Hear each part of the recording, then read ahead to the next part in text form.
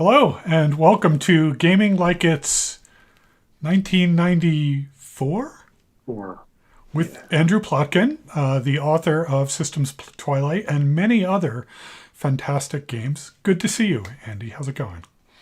good to see you too. It's going pretty good.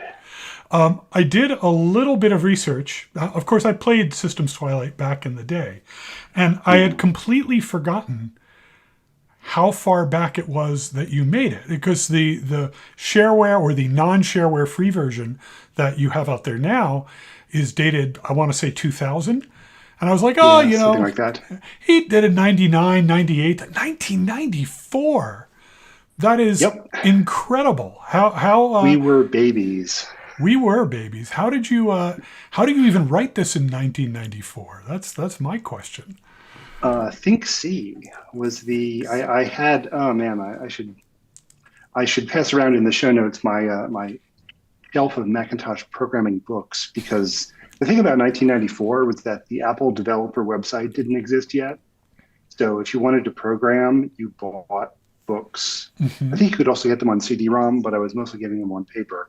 And I have this long shelf of Macintosh programming manuals for System 7, which I bought at the Carnegie Mellon bookstore, and that cost a bunch of money. I remember back then, I'm going to go ahead and launch the app. I remember at the time, people loved, there were these inside Macintosh books, like an entire, That's them. yeah, wow. In glorious rainbow color, they're right down there on the shelf. I kept them for nostalgia value. I haven't cracked one open in 25 years. I don't know if you could hear it, but we just heard the opening note of Systems Twilight, which is this sound, and I don't want to spoil the sounds just yet, but I feel like it's going to become an issue later. So there's a brief introduction. I'm not going to read it. People can read it for themselves, but there's a style of this introduction, and I would call it, the word that attracts me is gnostic or gnomic.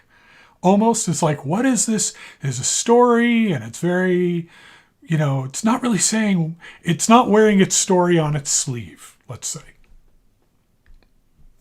Well, it's metaphorical, and of course, I didn't have very many pixels. Like you just can't fit very much text on the screen at this scale. You can see, by the way, that the screen is displayed in a small window inside the emulator window. That's because I really wanted to be compatible with the original Macintosh. I Like was this can wondering run about on that, an original, which is like 384 by something. right? Something. It's a not a large screen. And the emulator here is in 640 by 480, and if you're looking at 1024 by 768, it's an even smaller box inside. Yeah, that's true. There's another one of those little sounds, and we have our icons. I want to talk about who these people are. We're not gonna play through the entire game tonight, right? We're gonna do about, I said, an arbitrary limit of an hour. If we run out of things to talk about, maybe we'll even stop before then. Mm. But who these people, things, objects, mysterious things are is important. And if you could talk a little bit at this point just about the graphic design of this. I swear this guy always looks like a shoe to me. He reads like a boot from Yellow Submarine, and this kind of wild-haired icon over here. Hmm. How did you come up with those? And for that matter, how did you actually draw them?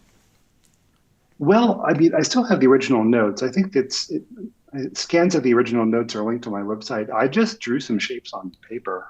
I scribbled some shapes that I thought would read well. I wanted them to be abstract. I didn't want them to be humanoid. I didn't want them to have eyes or faces.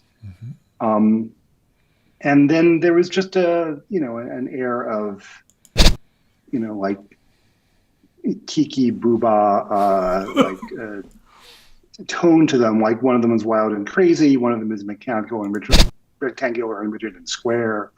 One of them looks like a heart later on, and that's an intentional reference.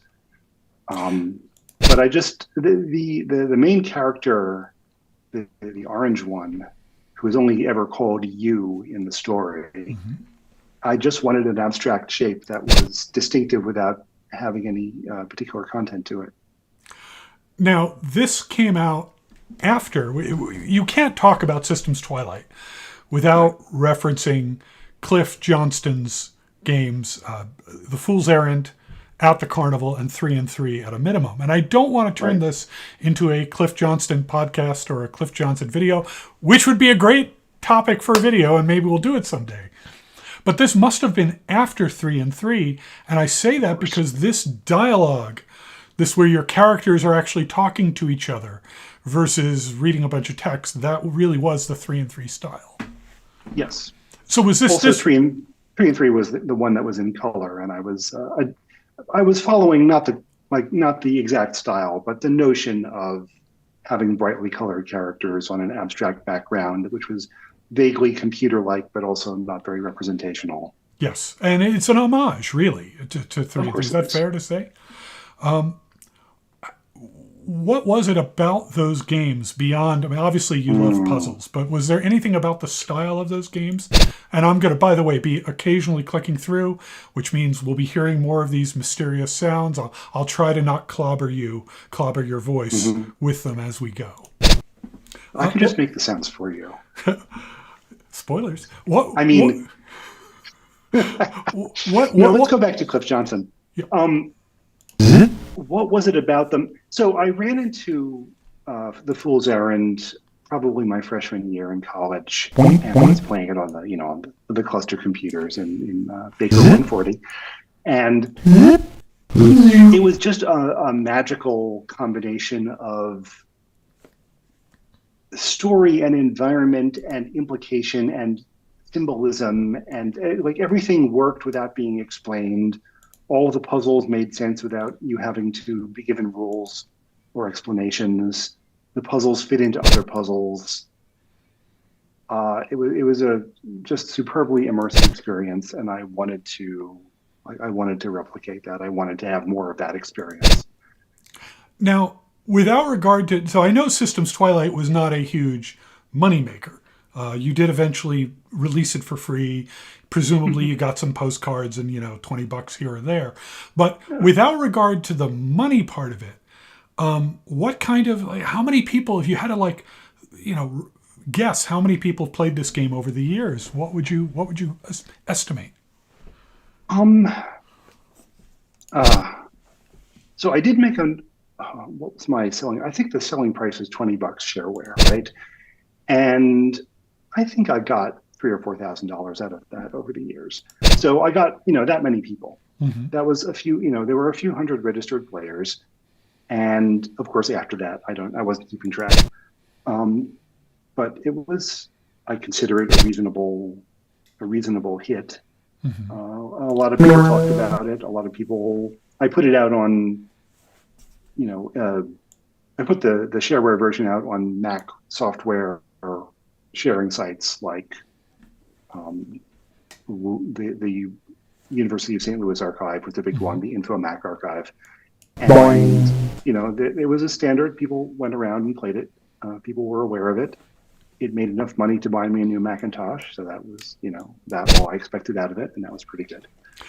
So I'm going to rush ahead here because we're going to spend so much time talking about the puzzles that I do want to talk about the plot as we go here. This was the one thing you kind of led with, the one Haitian voodoo reference that I actually recognized in 1994, 95, which was Le Gava. And he's standing at a gate and he opens the gate. So there's this whole Haitian voodoo world inside a computer. What led you to want to use that as your milieu? Is that the right word? Well, mythos, milieu? Pick a word. So first of all, of course, I was writing this as a young software developer and fantasy fan, and I did some research. I am not in any way going to claim that this was deep understanding of indigenous folklore or Haitian religion. I was a uneducated, unenlightened white guy, right? I make no claims there. I had read, I'll tell you exactly what inspired it. I had read a fantasy novel by Michael Scott Rohan called Chase the Morning, which also made use of a mix of um, Haitian and other mythologies. It's a neat story, by the way. It's worth reading if you're into fantasy. And I was just excited by the idea of doing something that wasn't inspired by, Western European Tolkien style Zeus, fantasy, right? Or which, Greek and yeah, Roman gods and or stuff Greek like and that. Roman Mediterranean, all that stuff. There just hadn't been very much use of anything outside of Europe in computer fantasy.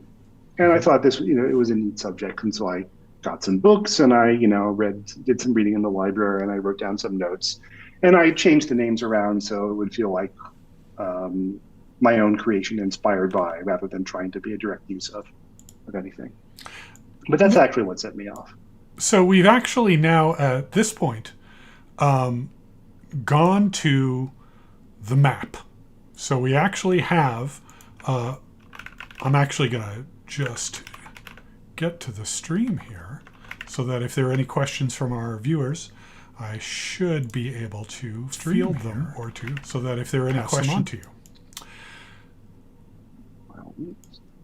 Oh, chat is disabled. By the way, the map was actually quite a late addition to the game.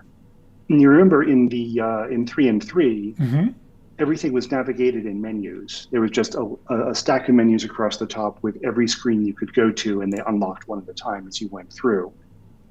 And I originally conceived the game as working that way, just everything done through all the navigation done through the menus. And people said, oh, well, in beta testing, this is kind of hard to negotiate. Do you think you could draw a map? And I said, I can probably draw a map. And I pulled out my pirated copy of Adobe Photoshop 1.5. Pirated? That doesn't sound right. Yeah. All right. Well, we now have chat, by the way. I apologize. If you're watching the stream, if you reload at this point, you should get the chat window. This map, to me, is really one of the innovations of this game.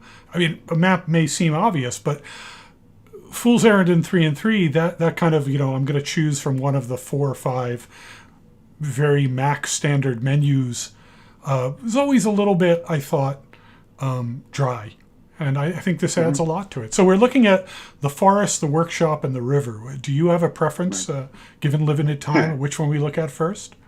You know how long it's been since I played this game? I have no memory of what's where. I really don't. Well, then I'm just going to pick the fall. I'll probably jump around because we can move back to the map at any time, I think.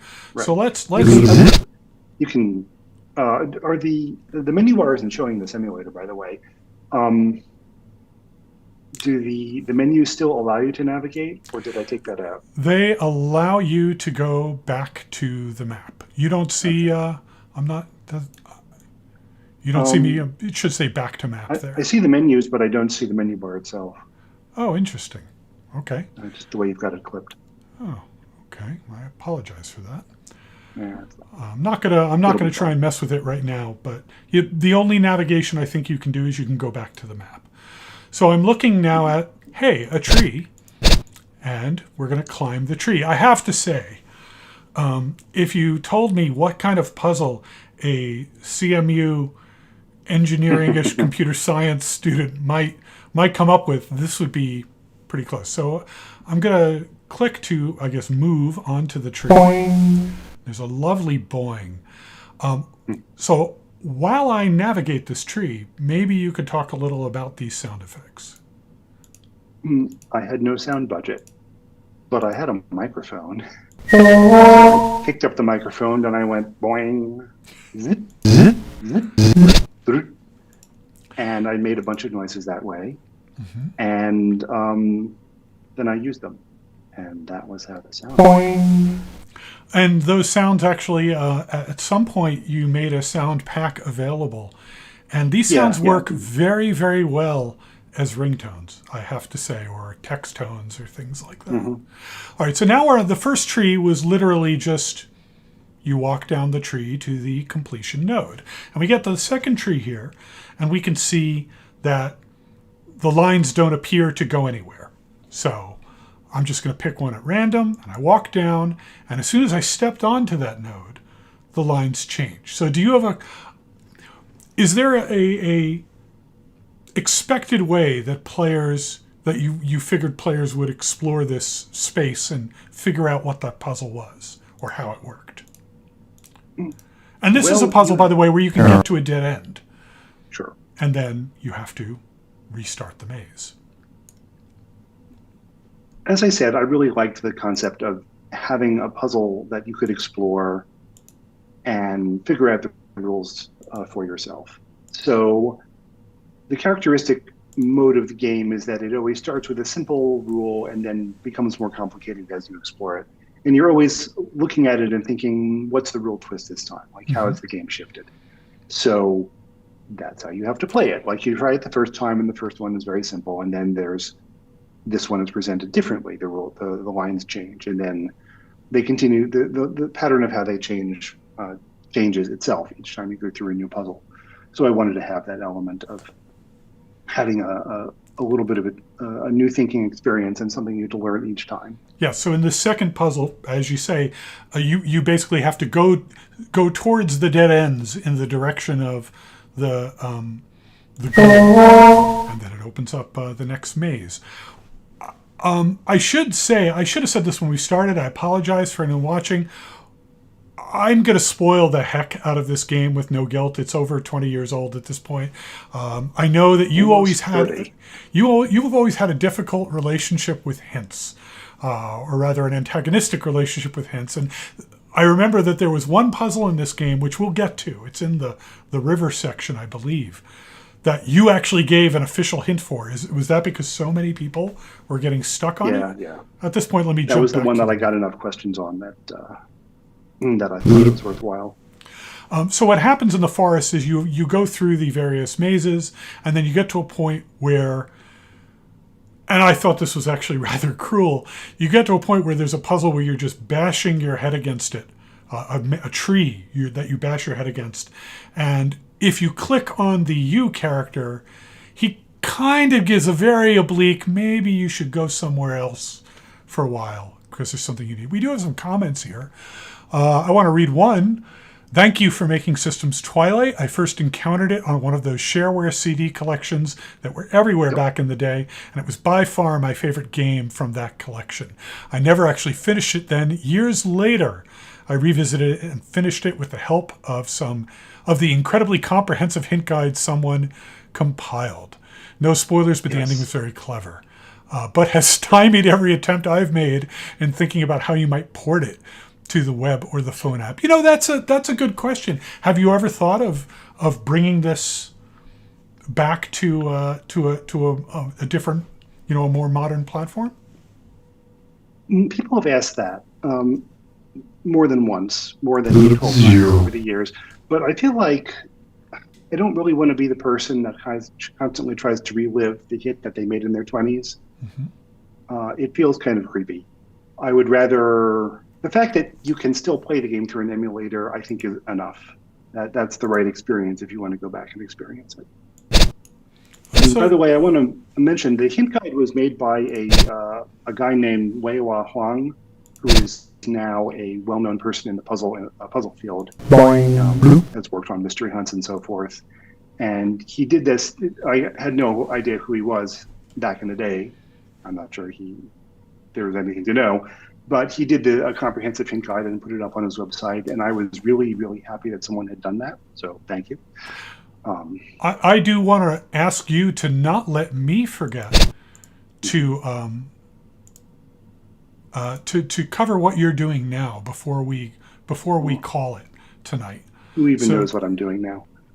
Actually, if you want to talk about the historic continuity of this game, about 5 years ago, 2018. Someone dropped me a link and said, "Hey, have you seen this game called Systems Syzygy?" And I'm like, "What is that?" And I went and looked, and someone had exactly the same experience as me. They had played Systems Twilight and said, "Wow, that's great. I want to make another game just like that."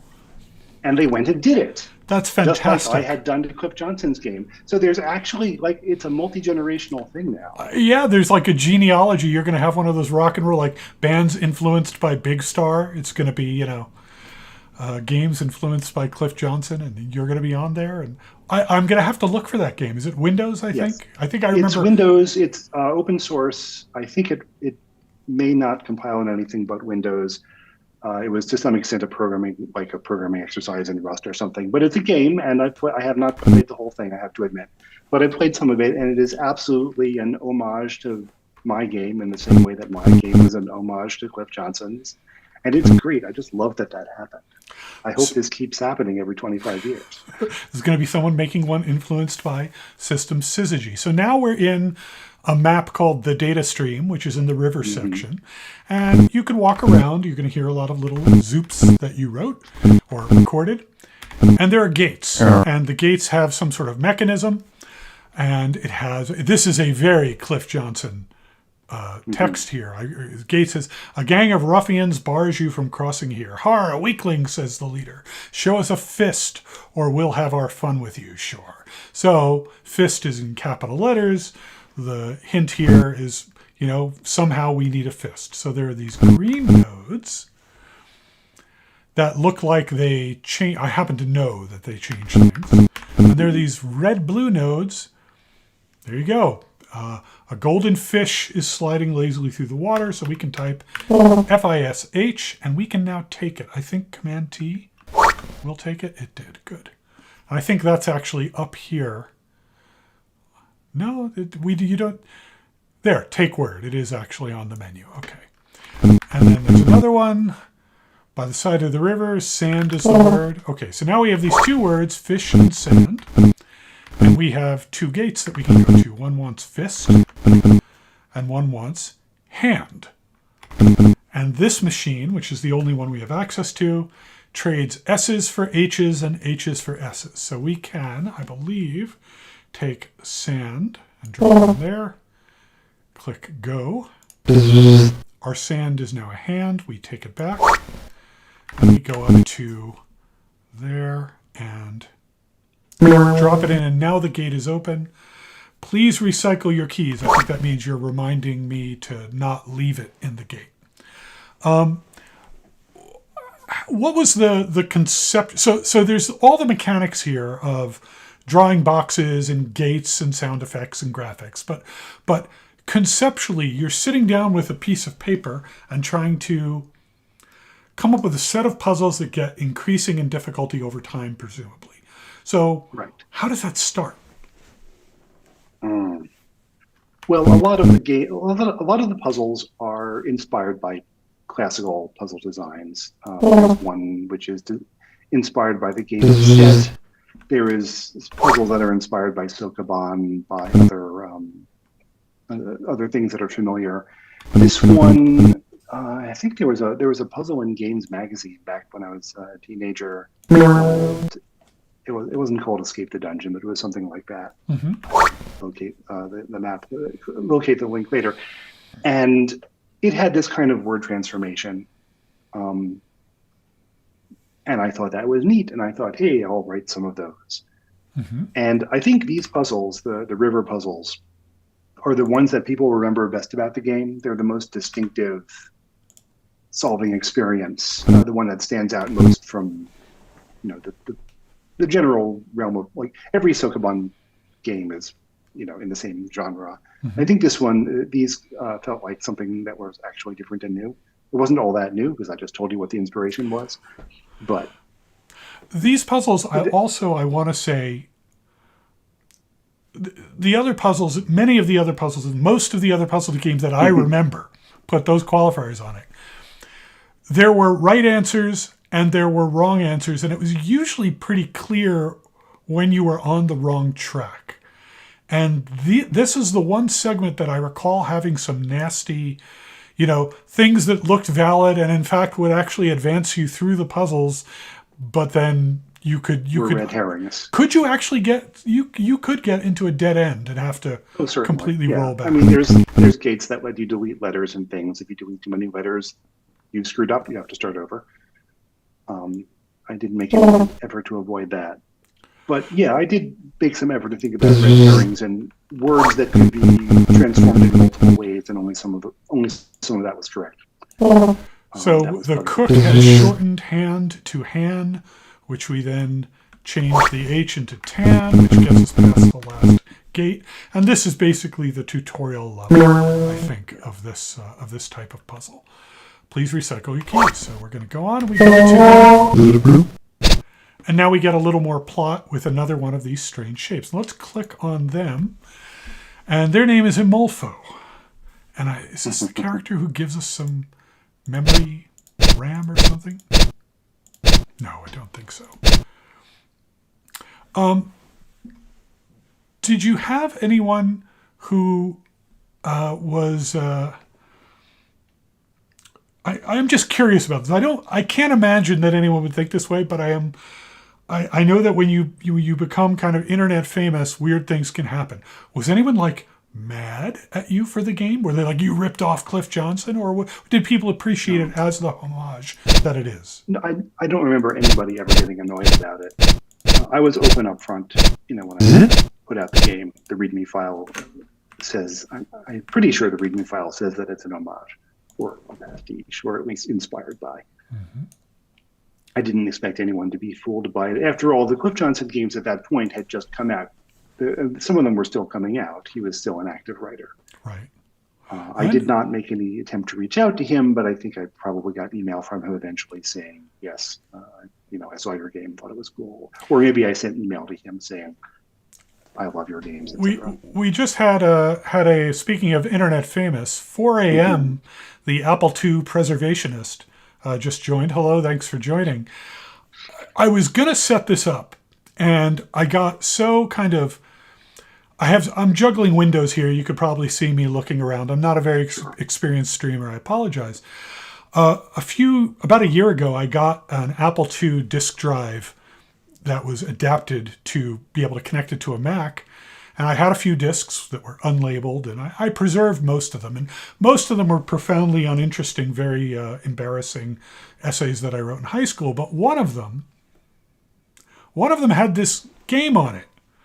And it was a game where there were 4 countries and a map of the world, and you assigned a certain number of small, medium, and big nuclear bombs to each country, and then they randomly fell across the world and destroyed the world. And at the bottom of the screen, it said, by, I think it was like Zarf and Mr. A. And you, of course, are Zarf. And you need to understand, Andrew, I got this game when I was 13 years old. I had never met you. And then years later, of course, I'm at CMU, and I had no idea that you were this person. And then like 20, 30 years later, 40 years later, I reached out to you like instantly. I was like, this is not you, right? This is just like Zarf. That's like a name. And you're like, you were kind of annoyed. You're like, yeah, no, actually that was me. What's the story with that game?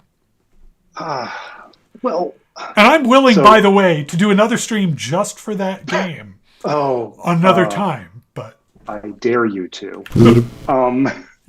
What was the story? Well, of course, we're the same age. I wrote it when I was 13. I thought that I had played Bill Budge's Pinball Construction Set, games like that on the Apple II, and my friend Dave and I just thought that the idea of making a nuclear war construction set where you destroy the world was really funny. Right. And so I wrote it. This is how you get canceled. Is something from from your youth. Yeah. Right. You wrote it in assembly language, you told me, right? You were... Did I? I don't remember. I must have... No, I actually have no memory of what I wrote it in. You could look at the disk image and find out. There may have been some assembly language, like screen or text drawing routines. But it was just a silly idea, and I uploaded it through my 1200 baud modem. It was probably... If I had a 1200 baud modem at that point, it might have been 300. And I uploaded it to some pirateWare site and said, look, this is the game that I made. I sort of admitted that it was me and sort of pretended that it was a real program. Right. And it went around, as all these things do, when there's only 50 people out there with modems. And I'm shook. I'm legitimately shook that, maybe it says how small the computer nerd community was back in the 1980s. I'm still shocked. Anyway, we're going to save that. We will absolutely talk about it again if I can indulge. But I've switched now. I've left the river area because I want to give people kind of a broad exposure rather than a deep exposure to this game. And I've gone to the workshop area where we have a little creature who I cannot click on right now because I think it's Ogham is his name. Yes. Right? And we have a board. You're in puzzle mode. And we're in puzzle mode. So we're looking at this board, and it's got an A and a B, and the instructions we've got are to route the board. If we pull down, this is a very fool's errand way of giving the instructions. Connect to, so shift click to break a wire, and just dragging to drag one. And again, we start with the tutorial puzzle. This, by the way, I think this might be my favorite puzzle. This one and the puzzle that comes later in the section with the balls and the gates that you can't walk through. I think these two are like my jam. This is a super familiar puzzle. It's been in, there are 30,000 little point-and-click adventure games that have used this little, fill up a grid with connecting lines puzzle. That's not in any way a new idea. Well, it's a good implementation of it. So let's see. Now I think that has got to go first, the C, and then the B probably goes here. And we have to leave room for the D wire to slip through. So I'd start with the D wire, of course. That's just me. You solve it how you like. Oh, I don't know. And I think we have to get through these to get to the, I think of them as the cloud puzzles where you're putting down interference patterns, which are my least favorite puzzle in the game. So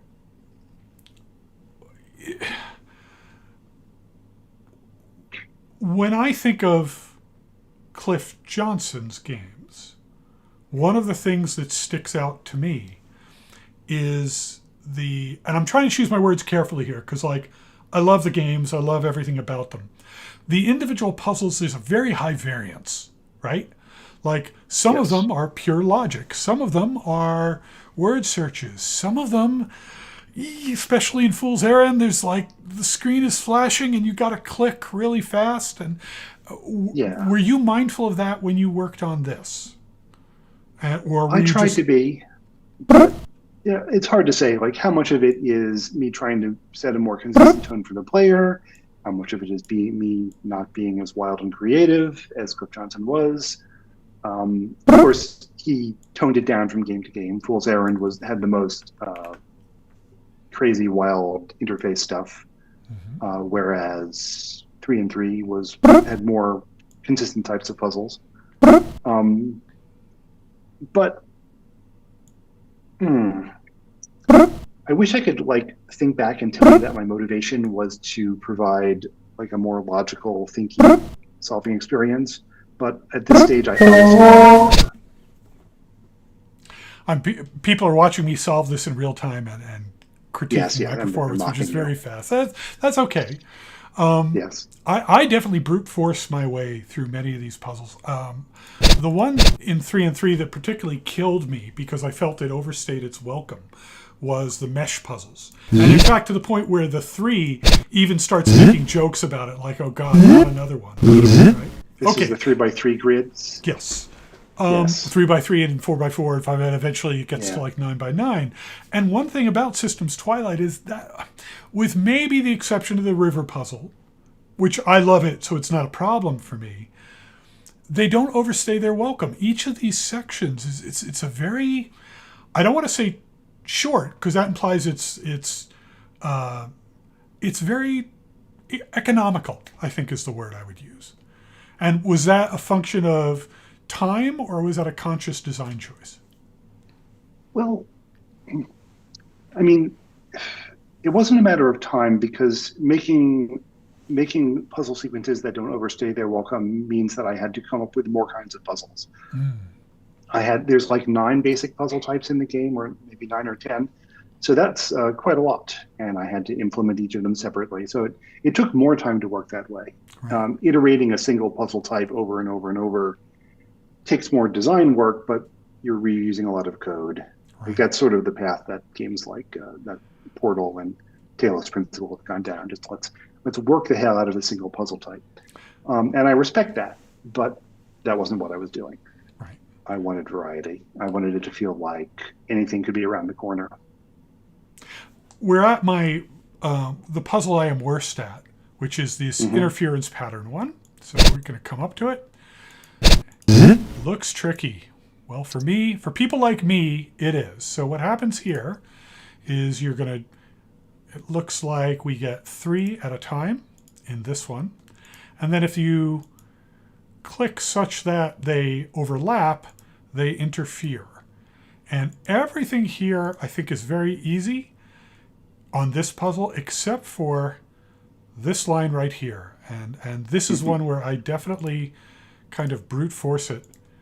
And I want to say that I vaguely remember trying to like push the correct item out to the edge somehow. Like you start in the Yeah, middle. you definitely have to do that. And then, yeah, like that kind of thing is going on.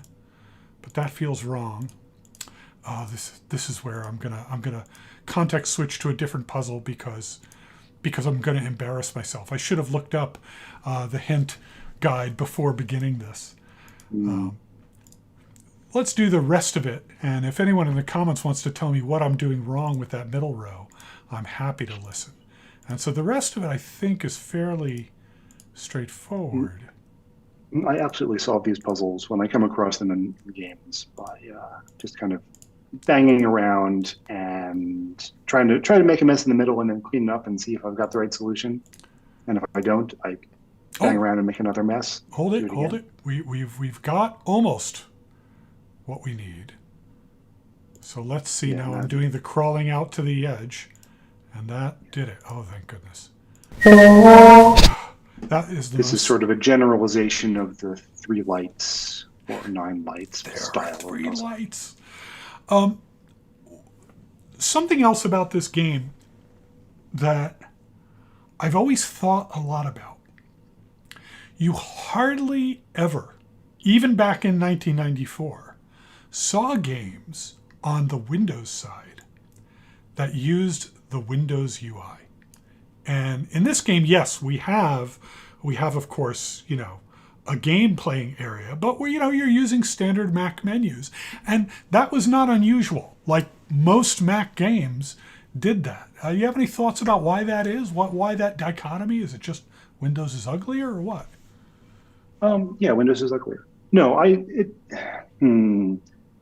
the fact that the Mac had a system user interface, whereas Windows went down the path of having a per window interface, which was menus within each window that were customized per window, led each game to have its own notion of interface. I think it was just a bias of the system, whereas every Mac menu system was familiar to people because people understood how Mac menus worked. Right. And it was also the case that you could play with it. You could put little toys in the menu bar.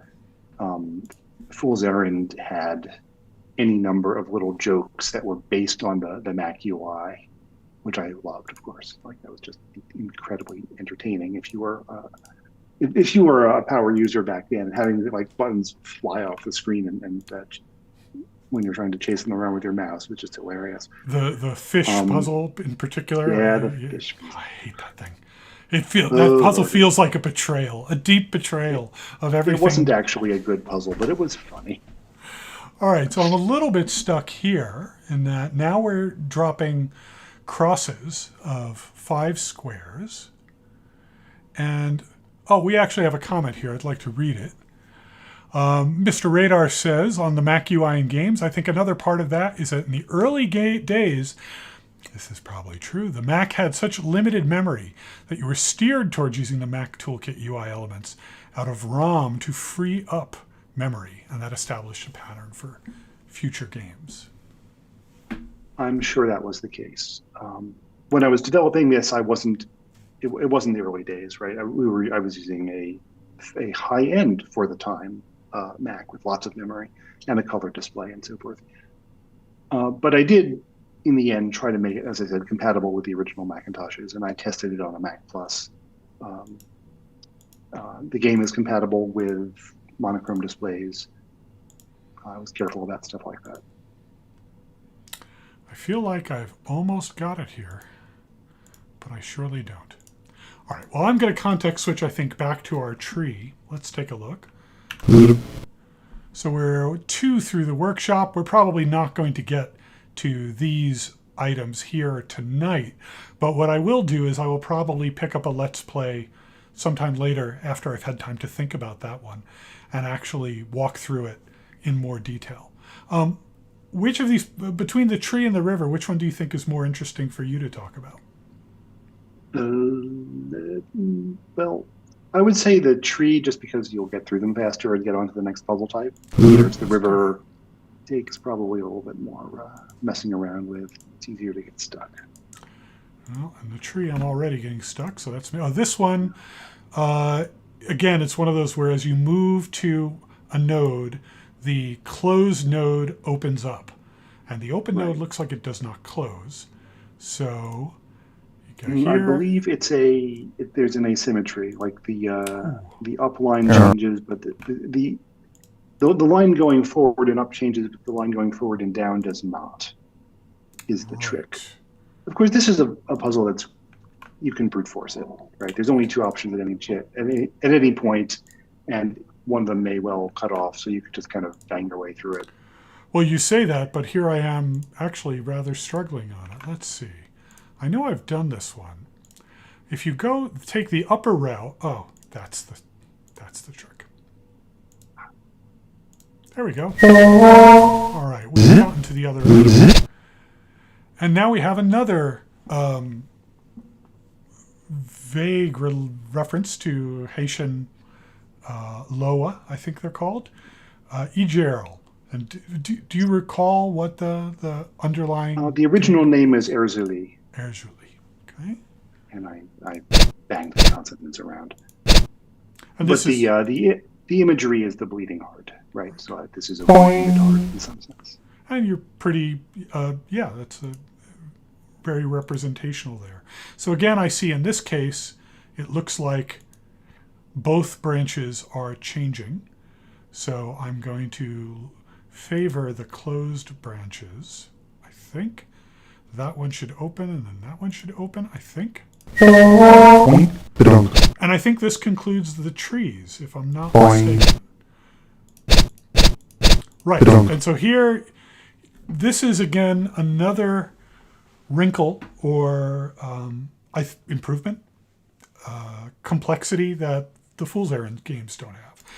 We now have people that are starting to give us items. They're fairly simple. We're not going to have, Monkey Island style, use rubber band on stick to make slingshot sorts of things.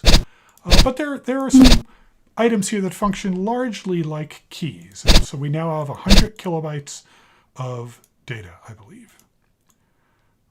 And you can see that I'm holding the memory block here. I have a certain amount free. We'll go to the next puzzle. And now we get the shareware warning, which in this version of the game is basically disabled, saying, pass it on. Oh, and there is another tree.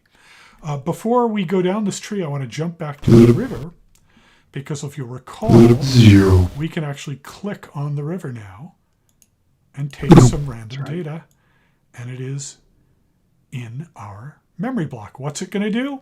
I don't know, but surely we'll need it for something. I always felt like I hadn't done enough with the inventory. Like, there's lots of puzzles, but there aren't that many opportunities to mess around with picking things up and putting them down. And I thought that was a flaw in the design. I could have gone farther with that. 4AM says that, as he recalls, there was also a fair amount of pushback against custom UIs. It's not Mac-like was a negative review. Yeah, especially people who were making replacements, like games that had save and load interfaces that were clunky and ugly and did not use the standard Mac dialogues. That was a big hit, because you're doing something the OS can do perfectly well, and the player has no reason to need a different way to, save a file. Right. It's different if you've got in-game interfaces. We were looking at game items and moving them around.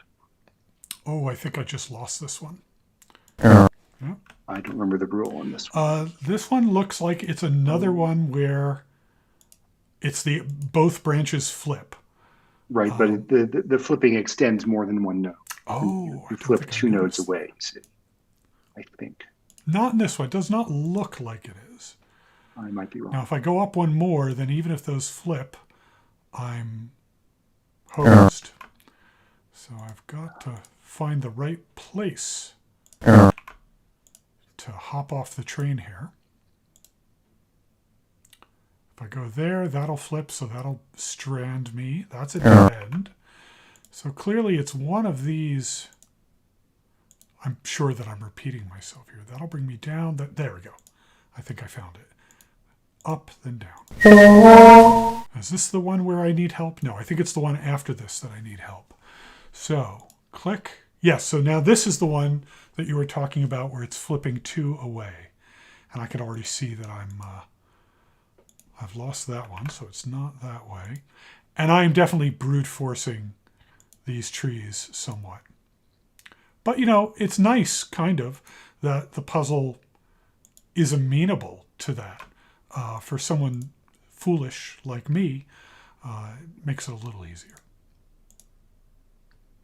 There's interesting disparities in game design between the kind of puzzle that really makes you think about your options and the kind of puzzle you can sort of bang around the edges and get a haptic feel for how it's arranged. Mm-hmm. And I really, really prefer the kind of puzzle where you can get a sense of the elbow room of it. Mm-hmm. I really get the sense of I solve puzzles by banging into walls. And if there's a kind of puzzle which doesn't allow you to do that, I lose interest very quickly. Well, let's take a minute to talk not about Systems Twilight, but about this idea of difficulty in games. This is something I know. I mean, we've had many conversations about this. You think very deeply about it.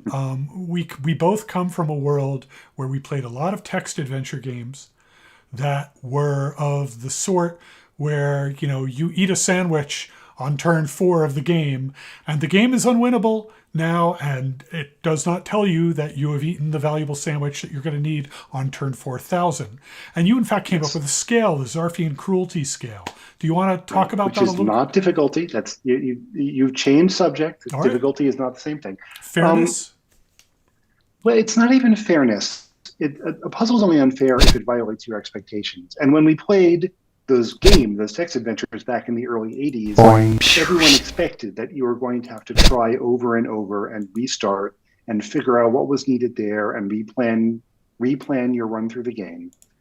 That was expected. We knew how to play that. Mm-hmm. So the fact that the game required you to do that was fair. It was harsh. It was mean, even in some cases, because it was very easy to have puzzles where you didn't realize there was another solution, and so you didn't know to look for it. Right. But very specifically... But we knew what kind of game it was. But learning by death, we say on the stream. And you see that in miniature in this game. You can get to a dead end in a single puzzle and have to restart. So in a sense, that is learning by death. But it's the kind of puzzle where you know that's going to happen. Now, right, but there's a scope question, right? Like to restart a puzzle, that's fine. I think most people would say, I got to restart the puzzle, right? To restart the entire game, right? If you've been playing for 20 hours and you didn't know, that to me that's the crux. If I eat the sandwich and the game tells me, you're really going to regret that later, man, and I keep going, that's on me. Right, not the game, but it is cruel for that to be a silent I don't think so. I think, given the context of the early '80s, I don't think it was. Okay. We can this was a genre that was a genre that started out with a game where you had a lantern and the lantern had 600 turns of light, and if you ran out and didn't know how to get more batteries, you died, and you said, "Whoops, I'm going to have to redo this again." And be more mindful of my lantern. Mm-hmm. But, that was how you played. And the fact that intentions, player understanding has shifted over the past, 40 years is merely something we have to keep in mind as retro game players. let's. I want to continue on this subject, but I also want to call out this is the one where you actually do kind of give an oblique hint. You may need some assistance, and I think. I thought that if you clicked on the you character, he actually said something, but apparently I'm confusing that with 3 and 3. The you may need some assistance is the clue that you got to come back to this later after you get an item. So you actually made a couple of games that were, I think, intended to be onboarding experiences for text adventures for people who had, or interactive fiction, for people who hadn't played a lot of them or experienced a lot of them. And the one that I think more people have heard of because it was a very successful Kickstarter was Hadean Lands, which is a superb game. What? That was in no sense intended to be an onboarding experience. That was for fans. I mean, maybe not an onboarding experience, but there are things you did in that game that I would call user interface that made that game exactly amenable to what you're talking about. Yes, you're going to need to bang around. Yes, you're going to need to get to the dead end, but I'm going to make it so that the dead end is not as painful. In particular, for those of you who have not played Hadean Lands, there are puzzles you have to solve along the way, maybe by mixing an alchemical solution of this, that, and the other, and doing this ritual. But then once you've done it once, the parser allows you to say, do the thing that I already did. And it fast forwards past all the steps. The one that I wanted to call back to is the Dreamhold, which was a game that my sense is that even people who know your games, maybe this one has slipped under the radar. People know you for Spider and Web. They know you for So Far. They know you for Hadean Lands. And I feel like the Dreamhold to me is like, yes, it's an introductory game. It's a great story. It's a great game. I'm extremely enthused about it. Am I misreading the kind of tea leaves, pardon the pun, of who played and how many people played that game? It's hard to say. Any game that you put up on your website for free, you never know who's playing it. Amid text adventure fans, they like the more, experimental narrative stuff that I've done, like the Spider and Web, or the more puzzle heavy stuff like Hadean Lands. So Dreamhole was not something that got hugely talked about, but everybody was aware of it at the time. And I was pretty happy with its reception. I have a strange question. Maybe it's strange, maybe it's not. Were you hoping with this game, and something you said about the fact that you have experimental games, some of your games, I would say are not puzzle games, right? Some of them are, and I'm thinking very specifically of Shade, probably So Far, probably some others that I haven't played them all, I'm sure, where you're really primarily interested in an emotional effect. That's the point of the game. And to me, the point of Shade is all about emotion. Maybe, arguably, the space under the window, possibly in that world too. Were you aiming for an emotional impact of any sort in this game, or was it really strictly puzzles? In Systems Twilight, yes. So there's puzzles that show up farther in, which are narrative based, right? There's puzzles where you read a story and then there's some kind of essentially a quiz, but getting into the idea of the story and what I'd put in. And I meant all of that to be narratively cohesive. I meant to have a feeling going through the game of an inexperienced character going on a journey and encountering strange adults that give them strange things to do, and coming to more of an understanding of what's going on, what the world needs of you as a protagonist, and in the end doing something interesting and different and triumphant and coming to a finish.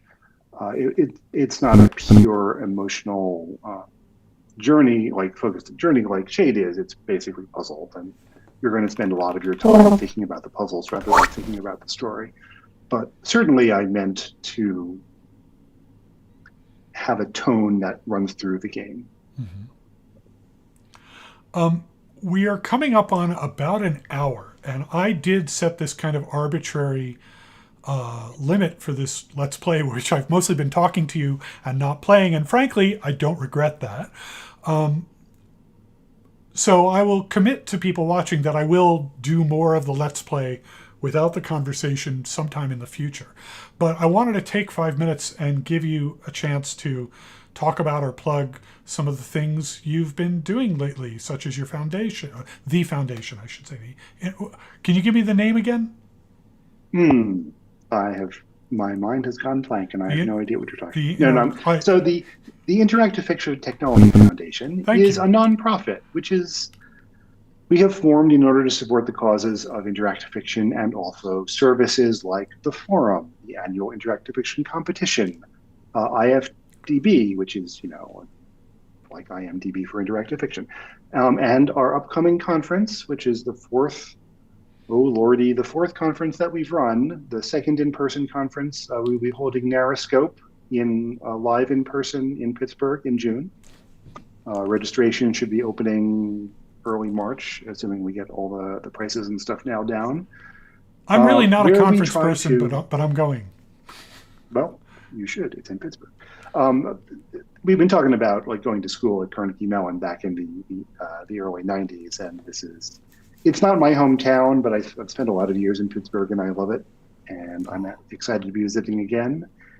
And it so happens that one of my conference co-organizers is now an instructor at U of Pitt, so Justin got us the venue, and we're talking to some CMU people about some co-programming and maybe some workshops. But anyway, the whole point is to have all the people that I know in interactive fiction and narrative game design come together and hang out and shoot the shit for a weekend. The first time we did it at MIT was just tremendously invigorating. Hopefully we're now far enough along in the pandemic that we can get together with suitable precautions and do it again in person, which I really want to do. I have two other Andy stories that they're not embarrassing, I promise. One of them I'm sure is interesting or could be interesting to people. The other might not be, and so I'll allude to it, and you can decide if you think that story is interesting or not. The first one was one of the first games I'd ever played of yours. Was something you had done in the Andrew file system, and I cannot for the life of me remember the name of it. It started with an H, I think. Praiser 5. Praiser Maze 5. Praiser Maze 5. And so you need to know a little bit about Unix. Unix, of course, has file permissions. Well, the Andrew file system had a richer set of file permissions, relais du quoi. So you could read, list, insert, delete. So you could potentially delete a file from a directory that you couldn't read, or you could have directories that were Dropboxes. So it had very rich semantics. And so this was a game that you basically made in the file system, where to find the solutions, you basically, there were file names and you couldn't see the file names. You had to guess the file name more or less based on some clue. This might be the hardest game of every game you've made. I got absolutely nowhere with it. And then later you released, or someone released, I assume it was you, released a Z Machine version of this. Yes. That when I, found a walkthrough and got some hints as to because I couldn't even get started in that game. And then once I got through that kind of first set of puzzles with help, I had two thoughts. One was, oh, I see, this is how he's thinking. And two is, it's not fair. I never would have thought of that in a million years. So was there anything you want to tell us about Praiser Maze that's, interesting to you from your perspective? People's reactions to it? It was an early idea of many of the same concepts that went into Systems Twilight. It had the little narrative things in a computery context. It had the characters existing in a computer world, in that case, literally a file system world. It was constructed out of what I had available in the same way that The Fool's Errand was constructed out of the Macintosh UI that Cliff Johnston had available. And it was just a set of puzzles, a set of word puzzles. I wasn't particularly experienced with writing word puzzles. That's why it was difficult. But it was fun, and it drew on the concept of the text adventure, typing words into an interface in a simple enough way that porting it to Inform 5 and making a Z Machine version was pretty simple. So I did that, and now it is available on my website, as my other games are. The other funny thing was the reason it was called Praiser 5. I had this series of puzzles that I had done since I was a kid, just because I had once had a dream of like running around in a 3D maze world, which was called for some reason Praiser Maze, which made no sense, but it was a dream. It didn't have to make sense. And later when I was drawing up puzzles, I started to name some of them after that word just because, hey, it's something from my history. It's something from my consciousness, had a little bit of symbolism to me. And one of the puzzles that I had drawn was just a graph paper, like gate and lock and key puzzle, which made it into Systems Twilight. It's one of the ball and lock puzzles was originally Praiser 3 or 4, I forget which, but one of them. So there is actual continuity there. One of the other story that I was alluding to was there was some discussion about Carnegie Mellon's new student center. It was new at the time. You know what I'm referring to. Do you want to tell it? Is that story interesting enough to tell, or? I don't think it's very interesting, mostly because it didn't actually happen. Okay, all right, then we can skip it. I have one other topic that I wanna broach with you, and I'm sure that this is the sort of thing that might be discussed at, for example, the Narrowscope conference. When I think of the world of people who play text adventures. Yes, you and I are still. I'm sorry. I know it's not. I'm old, so I'm going to call them text adventures, even though interactive fiction is a much better name. We were sitting at computers looking for something to do with it, and what we were doing with the computers, if it's a TRS-80 Model 1 or an Apple II, was probably typing and reading. And I've had the experience of introducing, young cousins and stuff to interactive fiction, and just getting this reaction of, what do you want me to do with this buggy whip, right? So obviously there are people for whom this still resonates. There are still people who join in to find this hobby, vocation, whatever you want to call it, and experience them. But it feels to me like fewer. And is there any addressing that? Is it just that this is the reality of there are more options open to people now, and that's the way it's going to be? There was a definite moment in which, if your first computer was an Apple II or a TRS-80 or even a PET, you came home, your parents came home with a machine and dropped it down, and you fired it up, and you're at a basic prompt. And the first thing you type after being confused is pen print hello, right. 20 go to 10. And you've done something creative with the machine. And that had a huge effect on a very narrow cohort of people who are now exactly our age. People who grew up with Windows 95 or even Windows 3.1, it was a different world, and that tool wasn't quite there. And since then, I mean, it's easy to be grumpy about it and pretend that that's disappeared forever, but of course there's been multiple iterations of that. Everyone now has a web browser, and you can immediately start writing an HTML page and put in some JavaScript and make something happen on your screen. There have been attempts like processing. There are innumerable websites. I mean, even people have done entire shows on whether Roblox is good or bad, but Roblox is an environment where you can whip up some scripts in something which is a simplified version of a game development environment and see results happen. And kids absolutely get into that. Minecraft, all these things. So there's never really been a computer world where you couldn't do that in some form. And it's gotten harder and easier, and it's gotten messier, and it's gotten, more or less ad laden or more or less exploitative. And you can have a lot of discussions about that. But I don't think it's gone away. Well, that's good. Gives me a little bit of optimism Right. that there are at least some people who will continue to. I mean, people have played puzzle games probably since speech developed and probably before. And I'm sure it will continue far into the future. Andrew Plotkin, you've been very generous with your time. I wanted to thank you for this hour. It's been a true pleasure seeing you again. And I look forward to seeing you at Narrascope in what month was it again? That will be June 9 through 9 through 11. Well, we'll see you in And Pittsburgh, and I'll take you for it's some been sort great of being horrible here. food with I'm fries sure. all over it. And Yeah. Well, O's is still open, right? We can go to the O's. it is not. It is I'm closed aware of that. I forever. was kidding.